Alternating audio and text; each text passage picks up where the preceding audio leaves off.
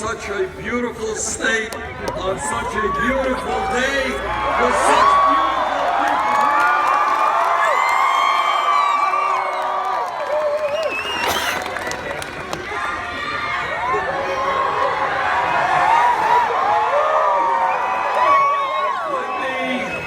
Let me begin by thanking Rebecca Holman and Bob Giordano, Diane Smith, Theodore Van Alst, Shane Morrigo for their very kind introductions. But mostly on this beautiful day, I want to thank all of you for being here and for understanding in the depths of your hearts that this country needs a political revolution.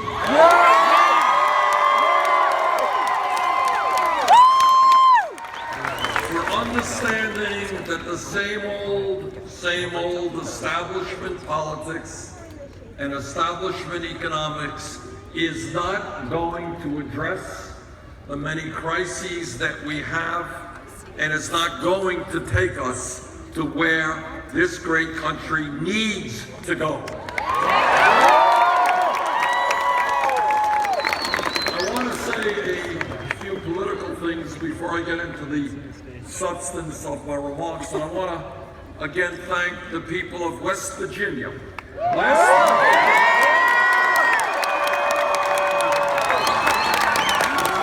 why I was especially gratified to win last night in West Virginia by a good vote, and the week before in Indiana, is West Virginia is a working class state. And a lot of their people are hurting, a lot of their people are working longer hours for low wages, and like people in Montana and people in California, they are worried to death about the future of their children. And what the people of West Virginia said last night, and what I believe the people of Montana will say on June 7th, is enough is enough.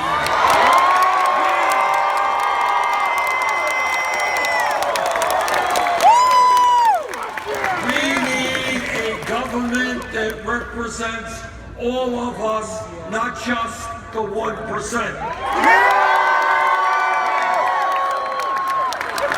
And now if you turn on the media and you turn on the TV, they kind of tell you that the campaign is over, that Secretary Clinton has won. Well, apparently the people of Indiana and West Virginia didn't get the message.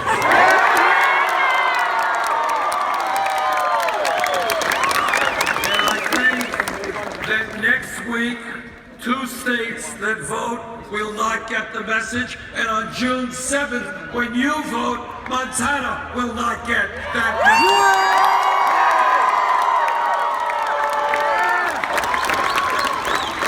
Truth is, there are 8 states remaining in the Democratic primary and caucus process.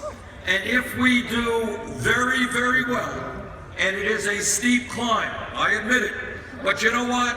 We have been fighting a steep climb from the day we got into this race. But if we can do very well, next week and on June 7th, we could have more pledged delegates than Secretary Clinton.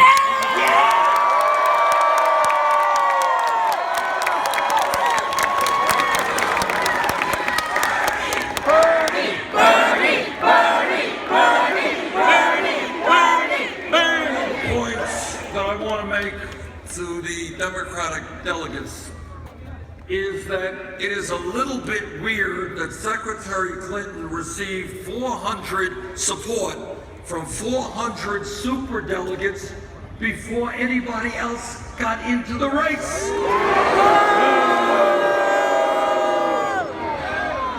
That is the establishment talking, not the American people talking. It seems a little bit dumb to me, if I might say so, that last night where Secretary Clinton ended up with 36% of the votes, she is going to get 6 out of 7 superdelegates. In other states, like the state of Washington, the state of New Hampshire, Alaska, Hawaii, states that we won with landslide victories, Minnesota, she is getting a majority of superdelegates in those states. So I say to those superdelegates in the states where we won landslide victories, listen to the people of your state.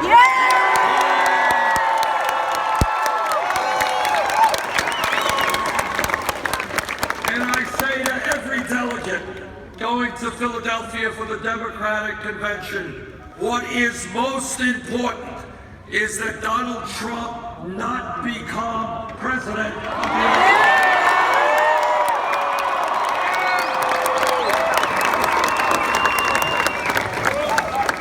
And in that regard, if you look at virtually every poll taken over the last month or 6 weeks, national polls, state polls, Bernie Sanders is the strongest Democratic candidate for the future.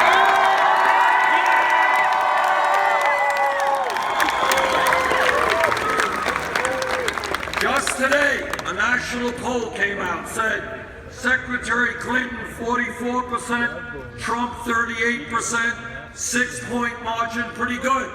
Sanders 51%, Trump 36%.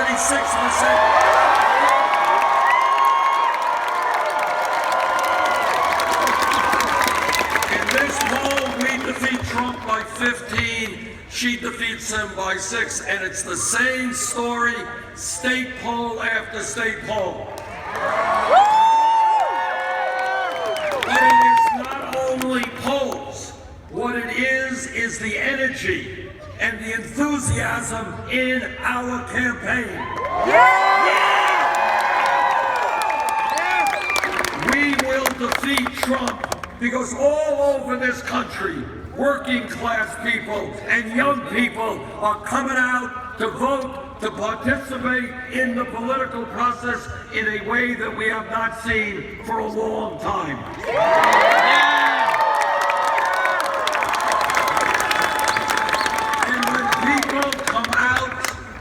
Participate now in the primaries and in the caucuses, it means that people in large numbers will come out to vote in the general election in November.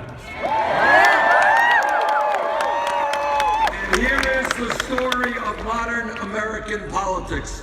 When people are demoralized, when they give up, when they believe that they can't have any impact on the political system, they stay home, they don't vote, and Republicans win. That's what happened in 2014. But when people feel empowered, when people believe they can change their lives, change our country, make the world better for their kids, they come out in large numbers, and that's when progressives and Democrats win.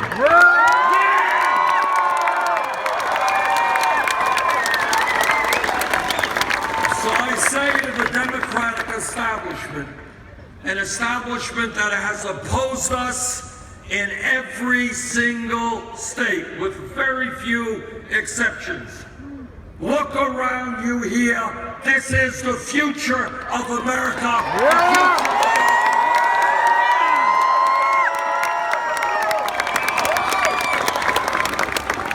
And one of the developments in this campaign that has pleased me the most is that in virtually every primary and in every caucus, in those that we win, in those that we lose, we end up with far more votes from people 45 years of age or younger. And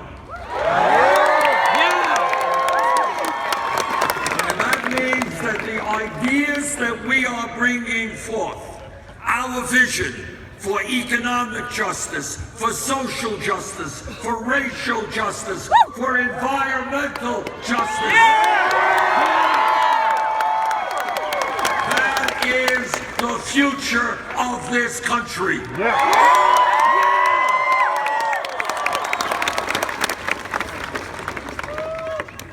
When we talk about our country, it is important for us to have the courage to do something that does not happen all that often in contemporary American politics. And that is to have the courage to tell the truth, even when that truth is not pleasant. It's what I have always believed, whether it is one's personal life or the overall political and social life of the nation. If we sweep our problems under the rug, if we ignore them, they don't get better. The only way to go forward is to confront the real concerns and issues that face us as a nation. And that's what this campaign is about.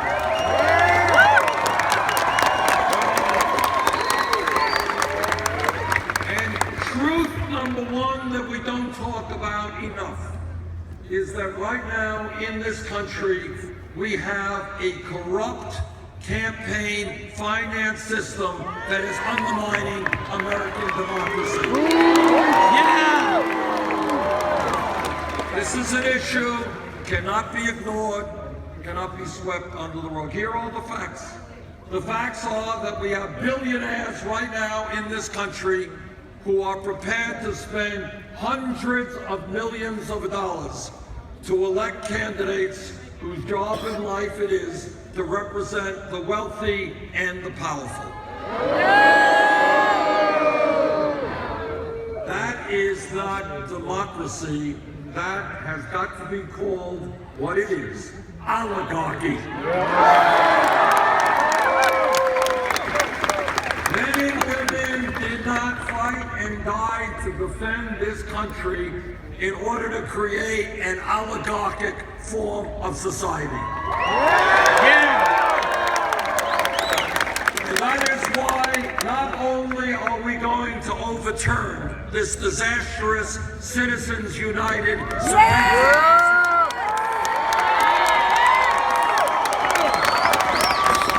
we're going to go far further. We are going to have public funding of elections.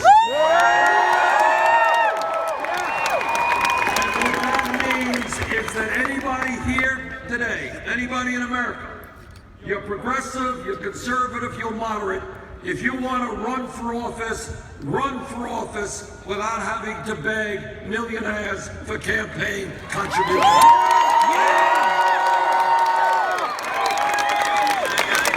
What the political revolution is about is revitalizing American democracy.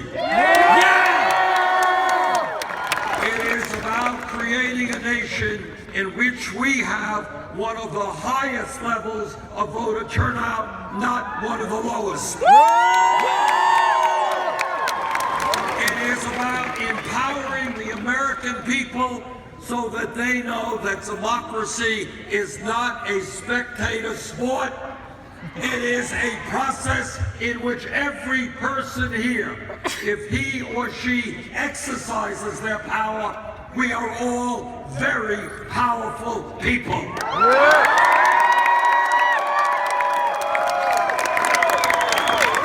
It is about an understanding that all of us together, not just billionaires, not just leaders of large corporations, but all of us together can shape the future of our country.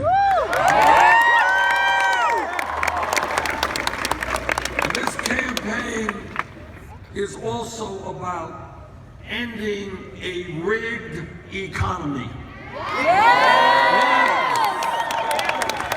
Now, the corporate media doesn't want to talk about it too much for obvious conflicts of interest. They're owned by the very corporations that we have got to take on.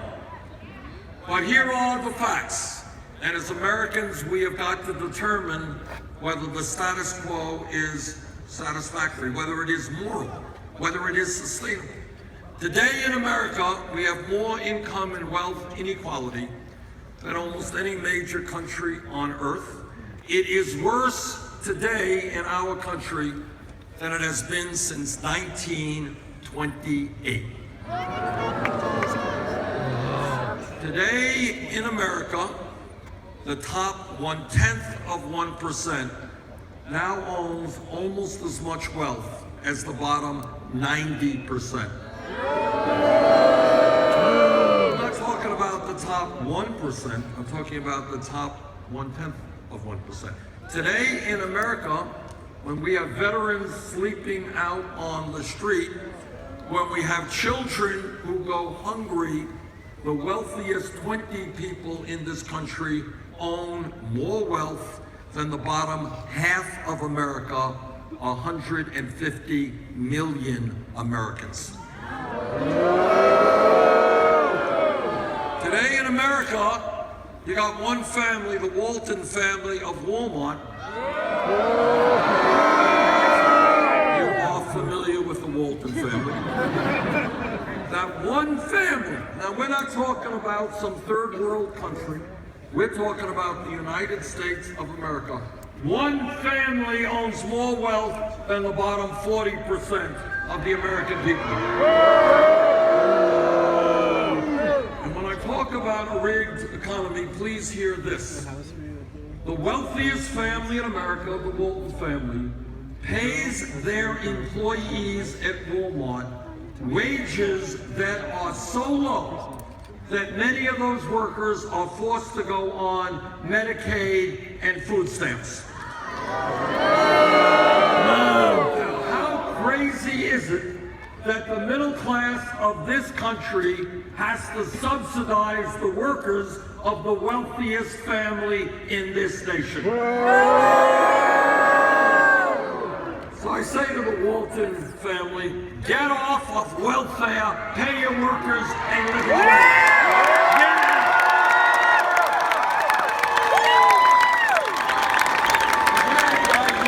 Ironically, here's another irony. Turns out that the Walton family, which pays its employees starvation wages, one of the members of that family apparently has over $300,000 to make a contribution to one of Secretary Clinton's super PACs. So I say to Alice Walton, maybe instead of donating $300,000 to Secretary Clinton, pay your workers a wage to make money.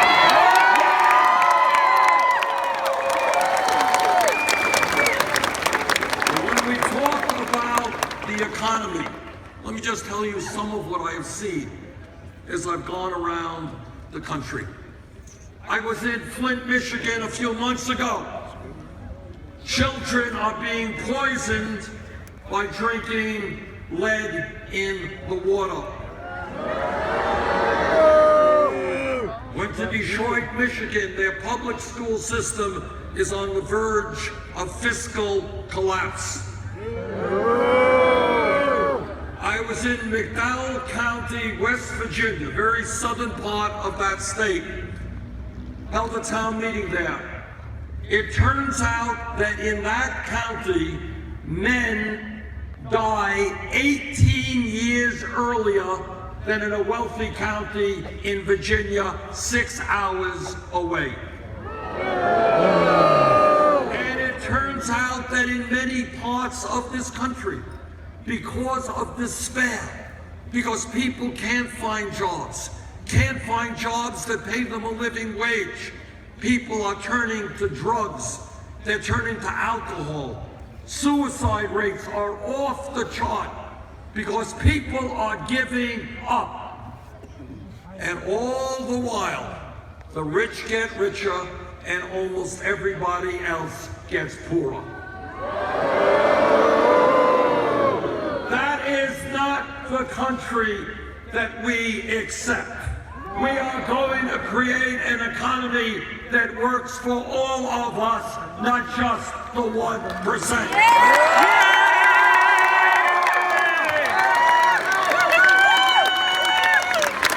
And you know what? We are going to take on the corporate greed that is destroying the American middle class.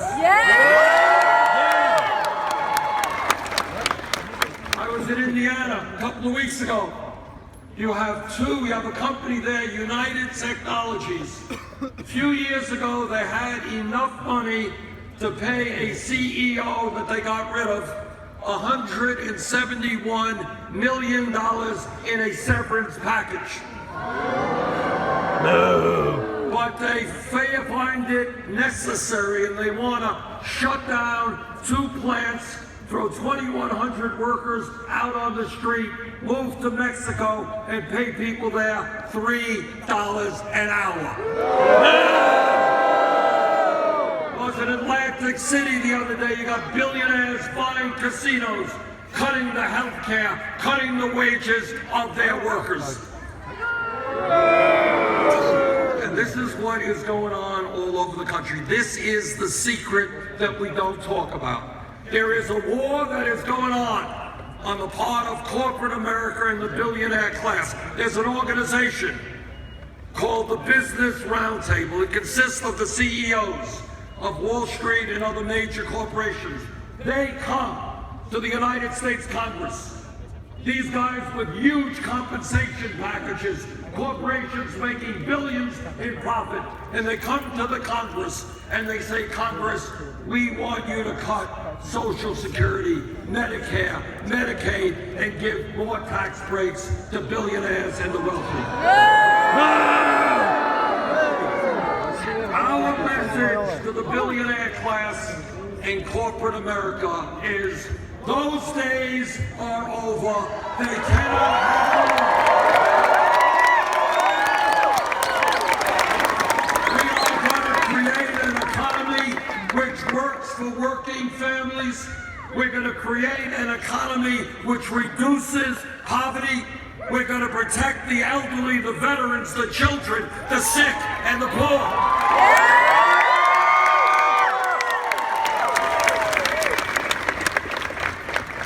And here's how we're going to do it. We're going to say loudly and clearly that anybody in this country who works 40 hours a week is not going to be living in poverty. We're going to raise the minimum wage to a living wage.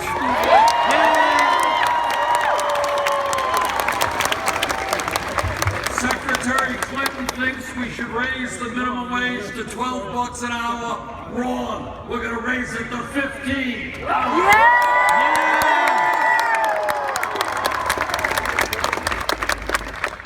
We are going to create millions of jobs in this country, rebuilding our crumbling infrastructure. This is the United States of America. We should have the best rail system in the world.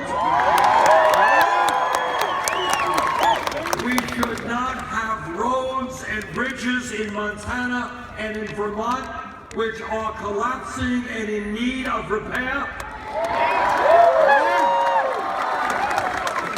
Every community in America should know that the water they are drinking is safe and clean. We need to rebuild our airports, our levees, and our dams. Think of an America in which we have a state-of-the-art, a cutting-edge infrastructure, and when we create 13 million jobs building that new infrastructure.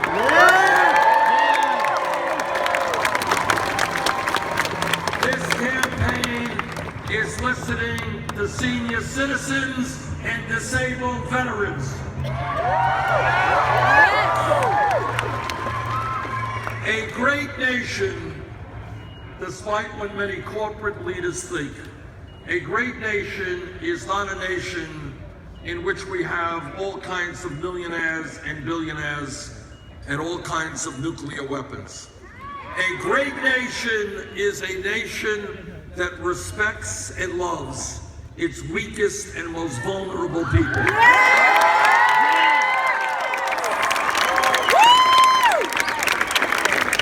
Right now, in Montana and in Vermont, you don't hear much about it, but I am sure that within a few miles from here, you have senior citizens living alone trying to make it on $10, $11, $12,000 a year Social Security. You have disabled veterans who put their lives on the line defending this country, who do not have the income they need. Now, in response to that, my Republican colleagues in the Senate, their brilliant idea is to cut Social Security. Well, I've got some bad news for them.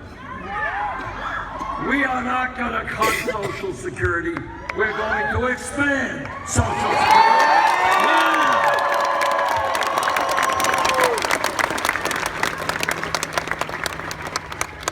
This campaign understands that one of the looming crises facing this country is whether or not we are going to have the clean water that we need. All over this country, communities are struggling as to whether or not they're going to have clean water. And that is why I believe, as a nation, we have got to end fracking. Yeah!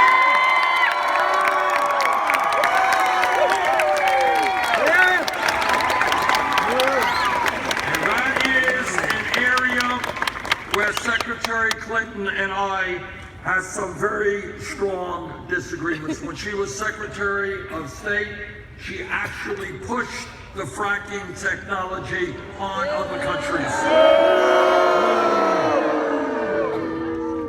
This campaign is listening to the American people and not just wealthy campaign contributors. We are listening to young people. And young people are asking me a very simple question. And it's a question that impacts the lives of tens of millions of families. Everybody here knows that education and learning is an essential part of who we are as human beings. And our goal is to keep learning until the day we die.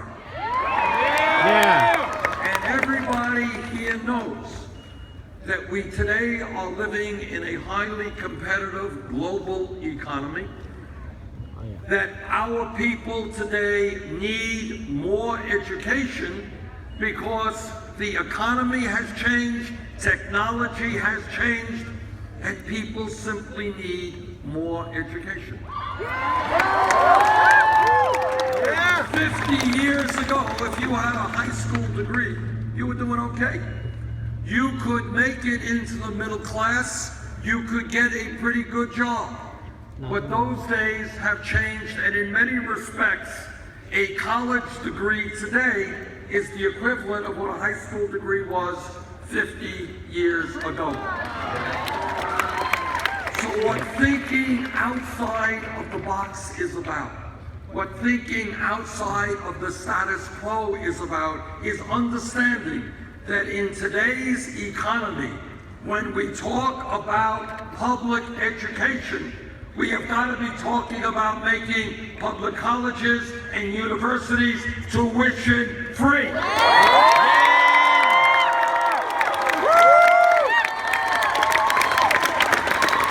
Does anybody here really think that that is a radical idea? It really is not. It is a simple, sensible idea which is not only good for tens of millions of Americans, it is essential for the future of our economy.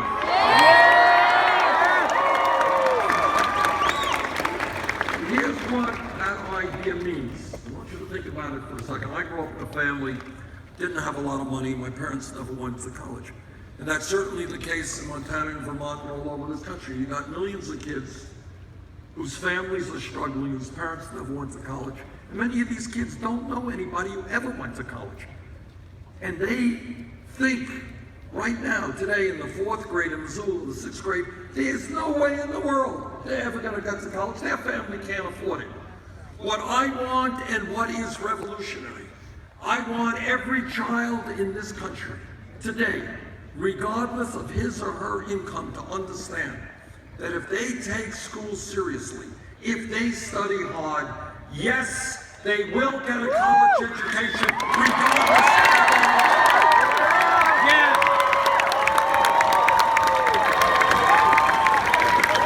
And that simple concept will revolutionize education in this country and give hope and optimism to millions of kids. And the other issue we have to deal with regards to higher education is another thing that is totally crazy. Right now, you got millions of people in America who are being crushed by high levels of student debt. Here with student debt. I have talked to people all over this country. I talked to a woman in my own city, Burlington, Vermont. Her dream, becoming a doctor, do primary health care for low-income people. That's what she's doing, God bless her. She has $300,000 in debt. We have a major dental crisis in America. We need more dentists for affordable dental care. Talked to a young woman in Iowa, did the right thing, got her degree, dental degree. So dentist, $400,000 in debt. Talked to a kid, dropped out of college after 2 years, $60,000 in debt. Talked to a guy, talk about crazy. Talked to a guy who's about 55 years of age in Nevada. He assumed his student debt 25 years ago. Today, he is more in debt than he was when he took the debt out in the first place. And he's literally worried they're going to take money out of his Social Security check to pay off that debt. My friends, that is nuts. Think outside of the box. Take a deep breath. Don't listen to the media. Everybody knows that we need the best educated workforce in the world. I want and you want to encourage people to get that education, not punish them for getting that education.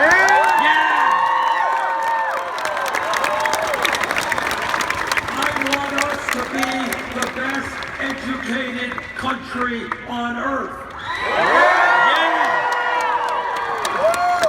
That is why, with regard to those who have student debt, what we're going to do is allow those people to refinance their debt at the lowest interest rates they can find. Now, when you think outside of the box and you don't accept the choices given to you by the establishment, whether it's congressmen or the pundits or the media, and you think big, you ask yourselves a simple question.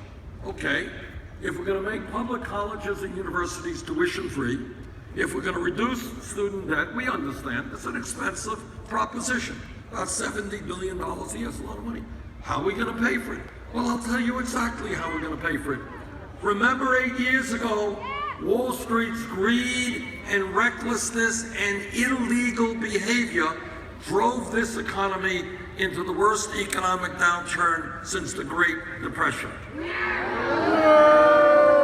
But Congress, against my vote, bailed them out.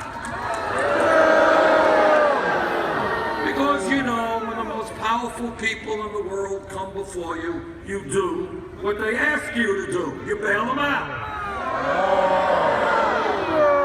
Well, I believe that right now, the time is appropriate to impose a tax on Wall Street speculation. And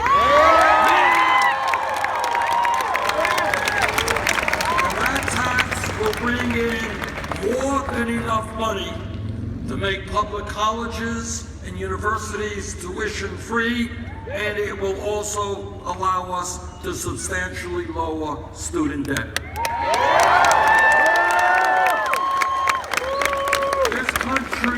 Bailed out Wall Street. Now it is Wall Street's time to bail out the middle class of this country. Now I know that Wall Street enthusiastic about that idea. And I say, so what?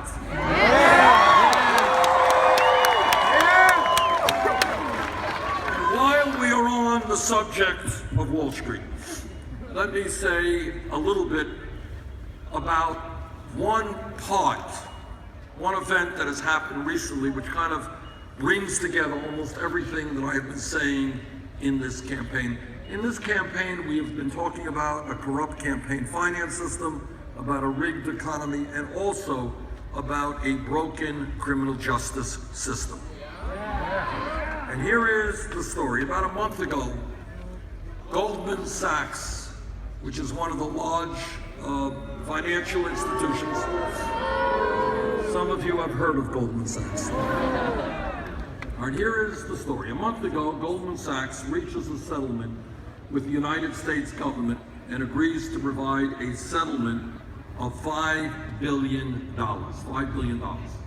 Other banks, by the way, have reached similar agreements paying even larger settlements.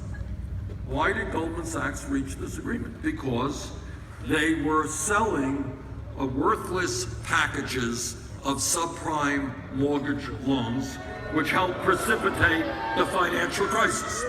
So here is the first point. You're not going to see this on TV, so listen closely. Not going to be on the radio. We have got to think about what does it mean when the most powerful institution in the United States, Wall Street, engages in fraudulent activity. Essentially, that they have a business model which is based on fraud. This is the most powerful entity in America, and their business model then and now is based on fraud. And that is why, by the way, we need to radically change the culture of this country. There are great business people out there. People who understand, yeah, they want to make a profit, but they treat their workers, they treat the environment with respect. That is not what Wall Street is about. So that's issue number one. Issue number two, political power.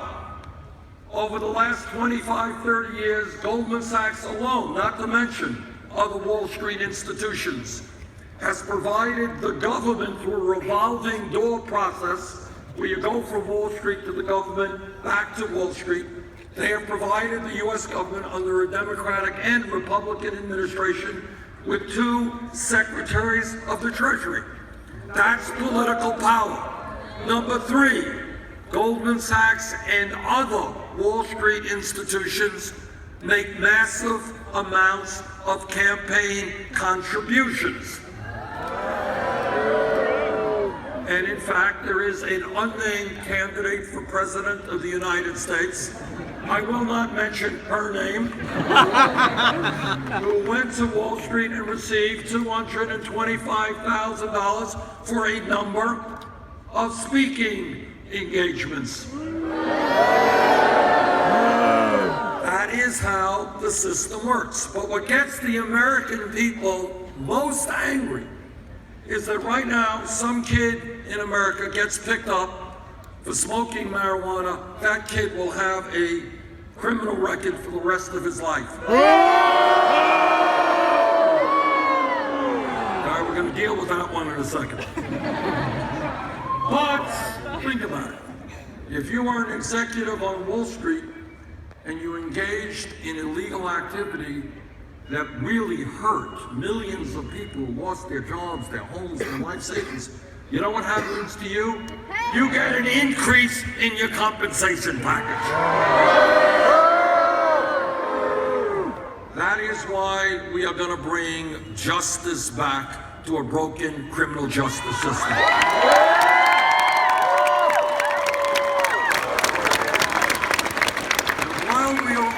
Issue of criminal justice.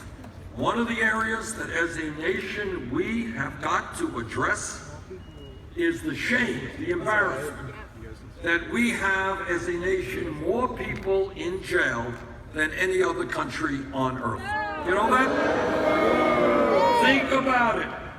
China, 4 times our size, a communist authoritarian nation that does not tolerate dissent particularly well.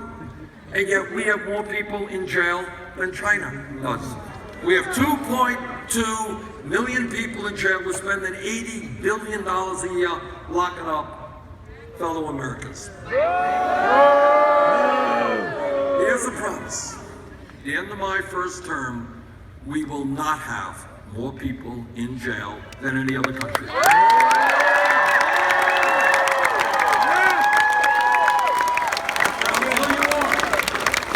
Among many other things, we're going to start looking at the causation of why we have so many people in jail. And we're going to start by looking at the fact that in urban communities and in rural communities throughout this country, we have youth unemployment rates of 30, 40, 50%. And when kids hang out on street corners with nothing constructive to do, bad things happen. And that is why I believe that we have got to invest in our young people in jobs and education, not jail.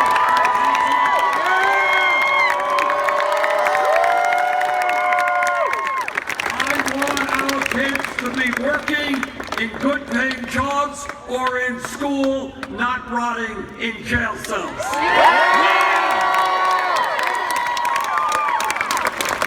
And when we look at a broken criminal justice system, we have to take a hard look at local police departments all across this country.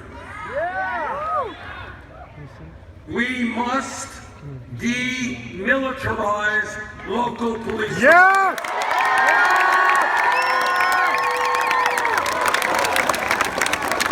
We must make the police departments reflect the diversity of the communities they serve. Now, I was a mayor of Burlington, Vermont for 8 years. And in that, come on up and visit us. And in that capacity, I work with our local police department. I work with police officers all over my state and all over this country. And the truth is that the vast majority of police officers are honest, hardworking, and they have a very difficult job.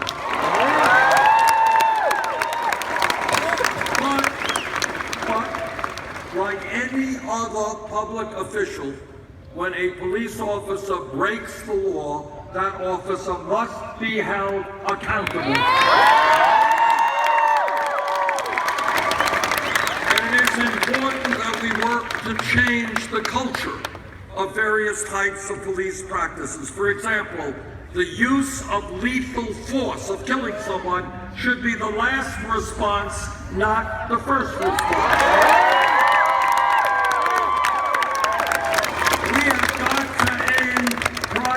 Ownership of prisons and detention centers.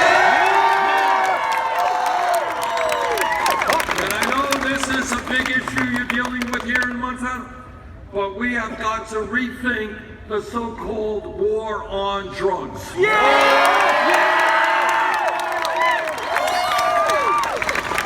Turns out that over the last 30 years, millions of Americans have received police records as a result of possessing marijuana.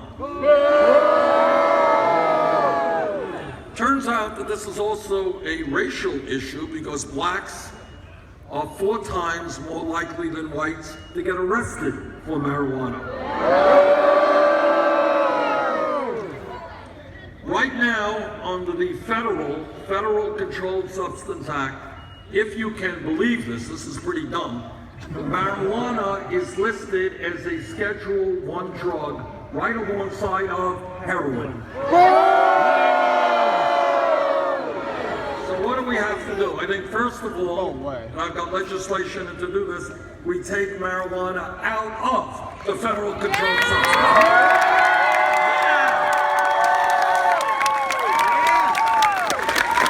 It is at the state level that people determine whether marijuana is legal or not, but it should not be a federal crime. By the way, just in passing, if Vermont were to have a referendum, or the Vermont legislature were to vote on this issue, I do believe that marijuana should be legalized.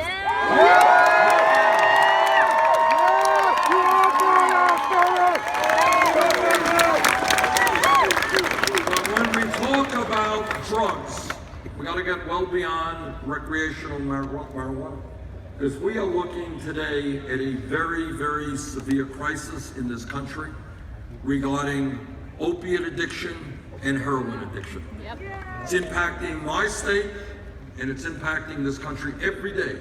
Every single day, people are overdosing as a result of heroin and opiates. We need to combat this issue in a very aggressive way, but we need to be smart about doing it.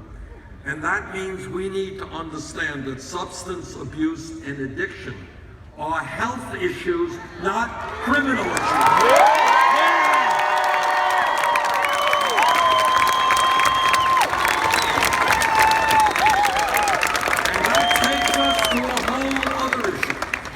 And that is the need for a revolution in how we do mental health treatment in this country.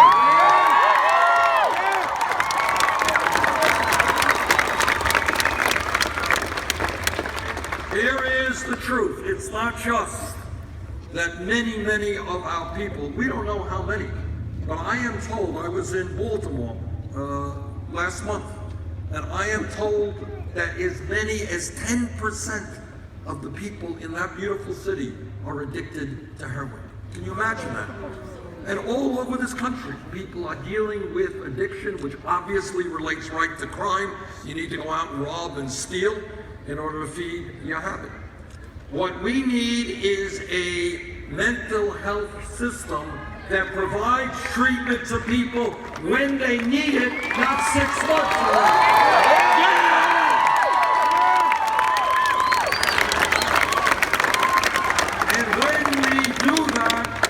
We not only save lives, make people well, we also are going to cut the crime rate very substantially.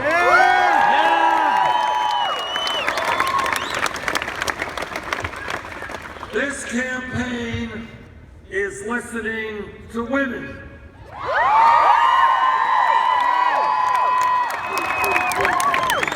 Women are telling me they are sick and tired of going to work and finding out that they are making 79 cents on the dollar compared to men. Women want the whole damn dollar and they're right.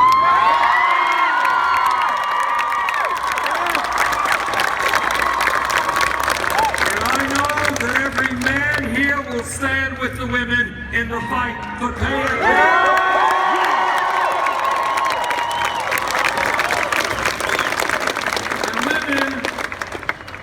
Sometimes, I think in an unbelievable way, are listening to Republican politicians running all over this country talking about family values, how much they love families. But every woman here knows, and every man here knows exactly what they are talking about. What they are talking about is telling the women here and all over this country that they do not have the right to control their own bodies. Not in Montana, not in Vermont, not anywhere in this country. Now, I will not shock anybody here by telling you that there is a lot of hypocrisy in politics. I know you're all shocked to hear that. But I want you to think about this level of hypocrisy. You got Republicans all over this country who tell us government is terrible, it's awful, get government out of your lives. We want to cut Social Security and Medicare and Medicaid and veterans programs. Government is terrible, awful, except when it comes to telling a woman what she has to do on a very personal choice. So I say to my Republican colleagues, get out of women's bodies.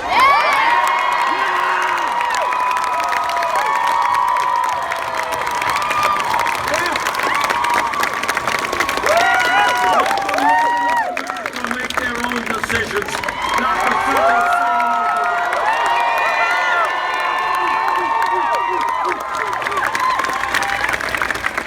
This campaign is listening to our Latino brothers and sisters. They're telling me that we have 11 million undocumented people in this country, and many of them every day, because they don't have any legal rights, are being exploited. In my view, we need comprehensive immigration reform and a path toward citizenship.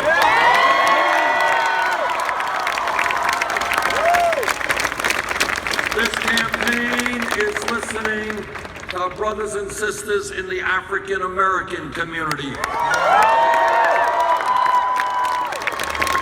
They're asking me, Bernie, how does it happen? Federal government has trillions of dollars to spend on a war in Iraq that we never should have gotten into. But somehow we don't have the money available to rebuild inner cities in America. Inner cities where unemployment and poverty is sky high, where there is a lack of affordable housing, where schools are in terrible condition. Together, if elected president, we are going to change our national priorities. We're not going to invest in the infrastructure of Afghanistan and Iraq. We're going to rebuild cities here in America.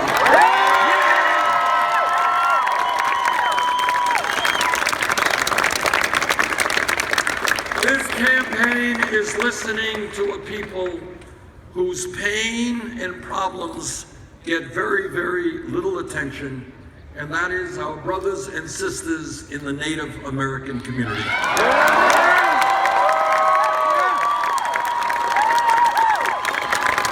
And before I walked up here, I just had the opportunity to visit with some elders of Native tribes right here in Montana.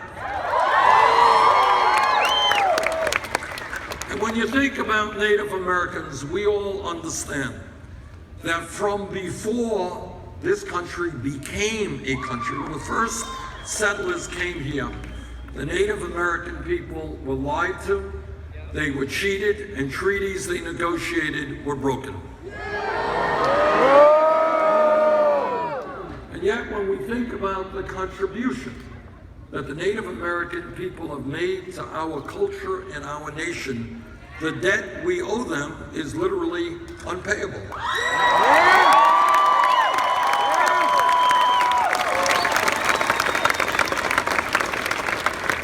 They have taught us a very profound lesson, a lesson that we must heed. And that is, as human beings, we are part of nature. We must coexist with nature.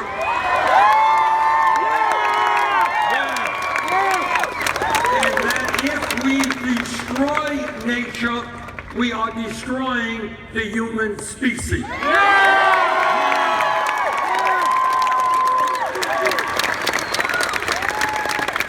And yet today, on reservations and in Native American communities, unemployment and poverty are sky high.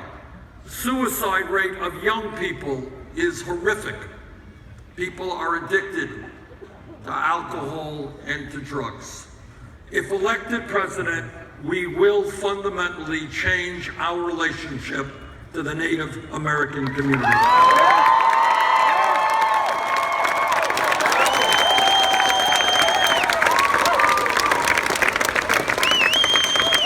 I am a member of the U.S. Senate Committee on the Environment. And in that capacity, let me tell you what I know most of you already know. And that is climate change is real. It is caused by human activity. And it is already causing devastating problems in this country and around the world. We have a moral responsibility to leave this planet in a way that is healthy and habitable for our kids and future generations.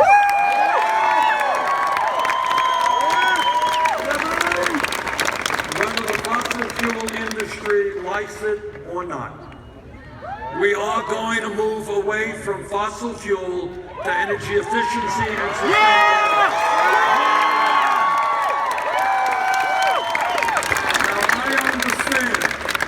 I understand very well that in Montana, Kentucky, West Virginia, states throughout this country, that transition will hurt a number of working people. But here is my promise. We are not going to leave those workers behind. All they are trying to do is earn enough living to take care of their families. We are going to protect them. In our legislation, the most sweeping climate change legislation ever offered in the Senate, we provide $41 billion to rebuild communities and create jobs for those people who are hurt.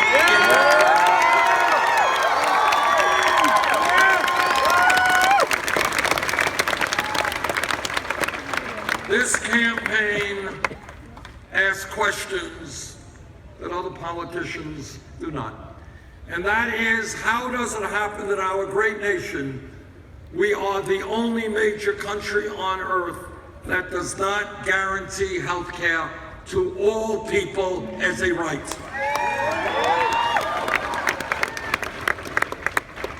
The Affordable Care Act has done a lot of good things, and I'm proud to have supported it. But we need to go further. Today, 29 million Americans have no health insurance. Many of you are underinsured. And every one of us and every person in America is getting ripped off big time by the drug companies. You want to talk about crazy? Here's crazy. 1 out of 5 Americans who go to the doctor cannot afford to fill the prescriptions their doctors write. That's crazy. Here in Montana and Vermont, you got senior citizens cutting their pills in half because they cannot afford the medicine they need. That's crazy. And what's also crazy is that last year, the top 3 drug companies made $45 billion in profit. And that is why, together, we are going to fight and bring about a Medicare for all single-payer program. Not only will that program save the average family some $8,500 a year, but it will do a lot more than that.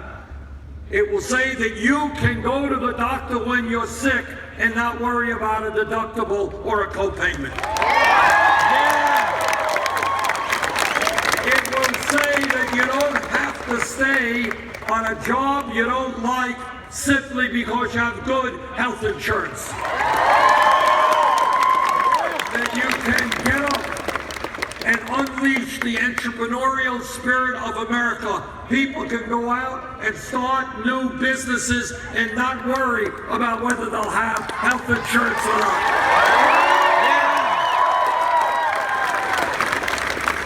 We spend far, far more per capita on health care than do the people of any other country. And yet our healthcare outcomes in many cases are not as good.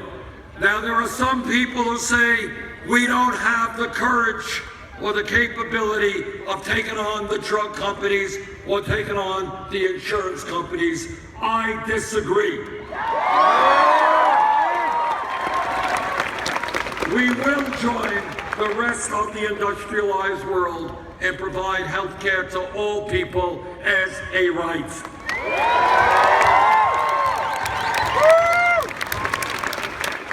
Donald Trump will not become president of the United States.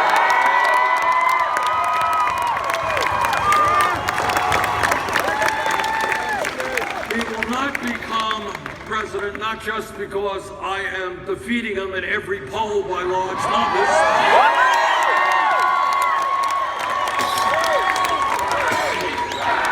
Bernie, Bernie, Bernie, Bernie, Bernie. He will not become president just because he changes his view every day on every issue.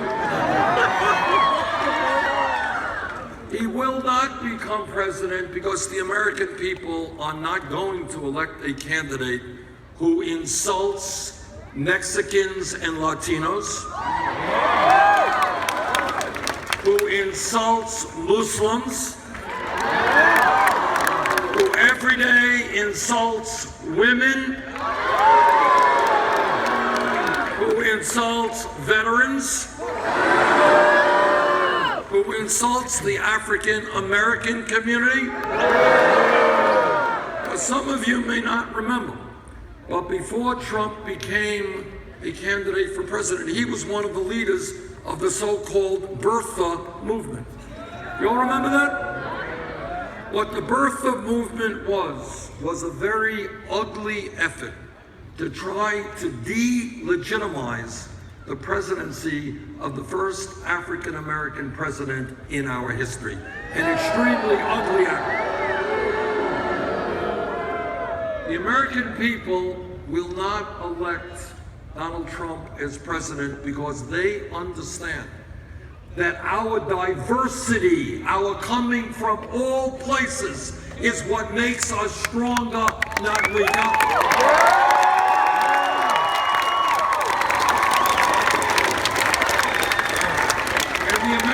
People understand that when we stand together as Black and white and Latino and Native American and Asian American, gay and straight, male and female, that we are a stronger people when we stand together, and standing together always trumps trying to tear us apart.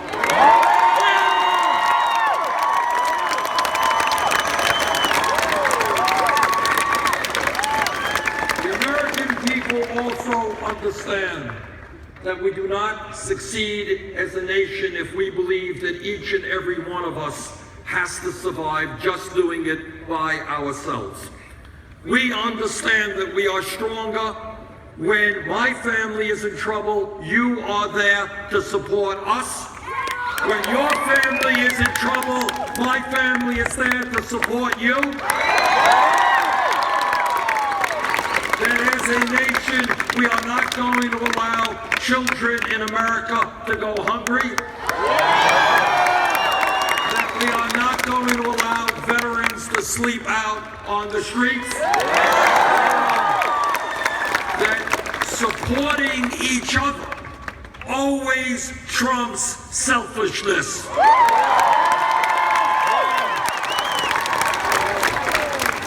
And most importantly, I think, what the American people know is what every major religion on earth has taught us, whether it is Christianity, Judaism, Islam, Buddhism, whatever the religion. And that is that at the end of the day, love always trumps hatred.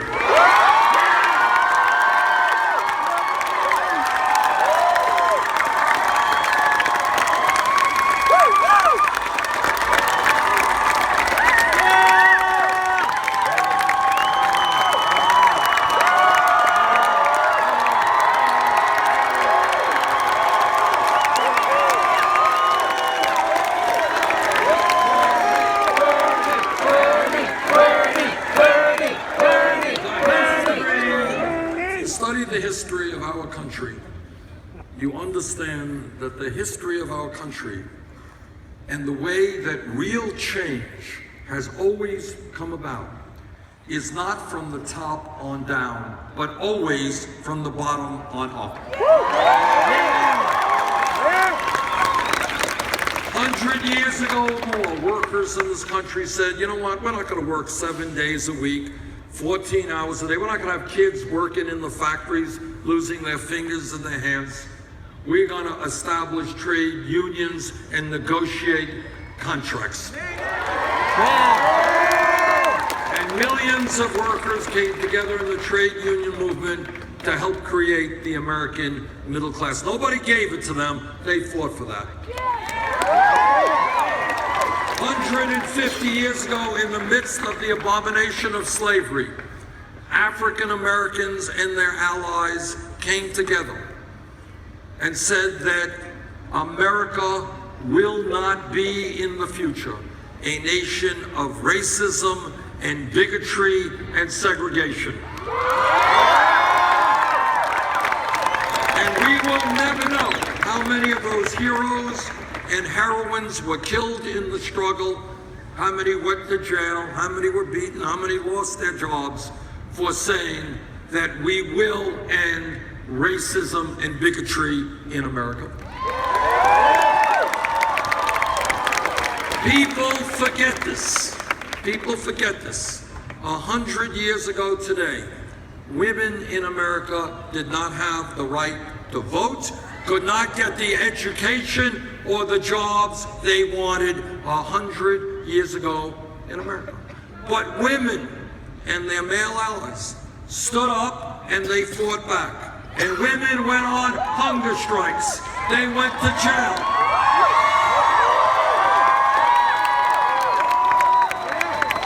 And some of them died to say that in America, women will not be treated as second-class citizens.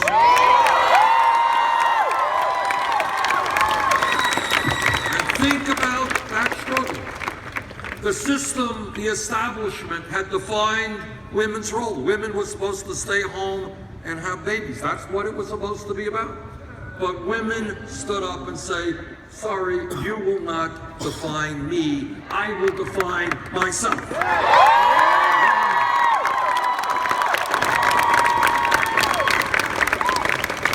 10 years ago, no time at all, if we were here in Missoula, somebody jumps up and says, Bernie, I think that in the year 2015, gay marriage will be legal in 50 states in this country.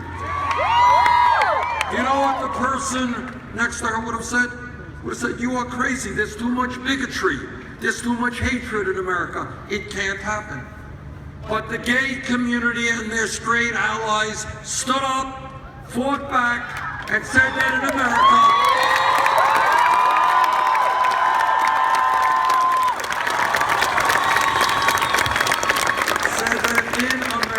people should have the right to love whoever they want, regardless of their gender.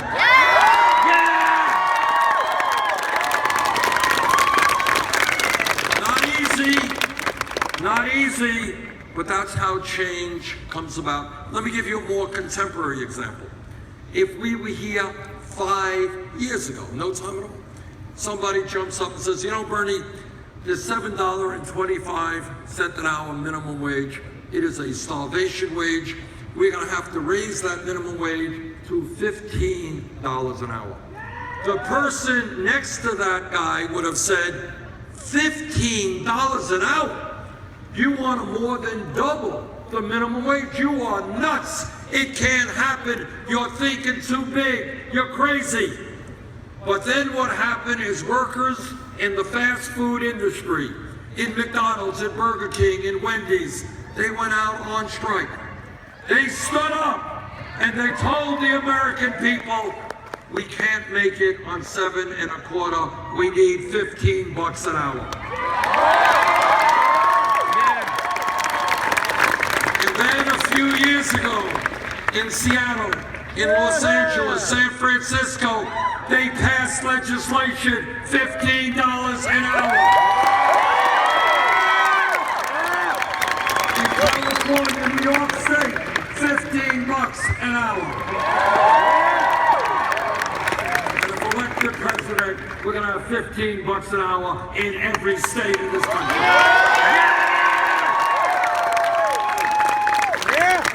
But here is my point, and it's the most important point that I want to make.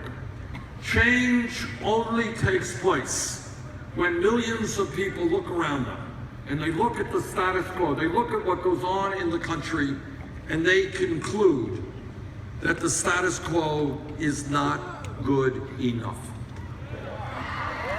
And all over this country, from coast to coast, and I've been all over this country in this campaign, people are standing up there saying, wait a minute, why is it that the middle class of this country continues to shrink and almost all new income and wealth go into the top 1%?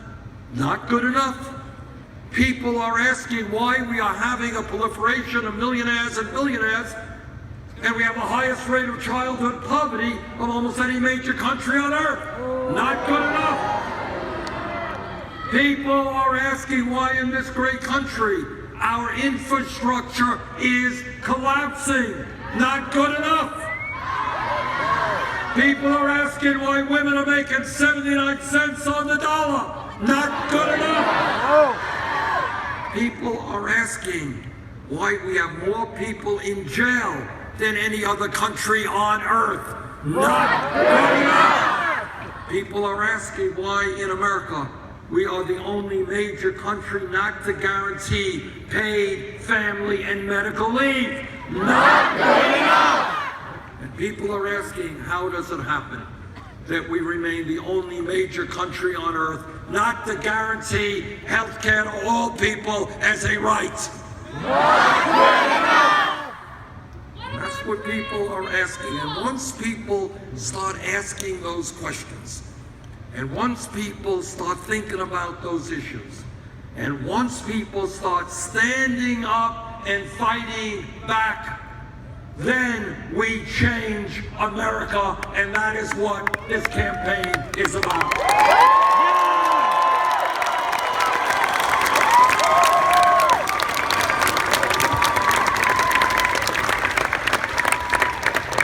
Now, on June 7th, there is going to be a series of primaries across this country, including one here in Montana.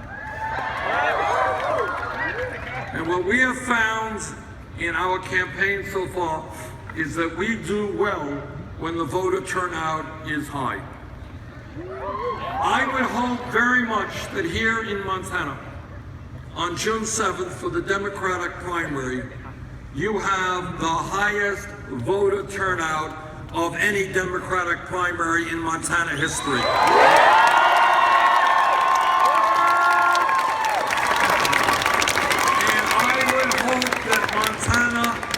Joins the many other states in this country who have said loudly and proudly, we need a political revolution.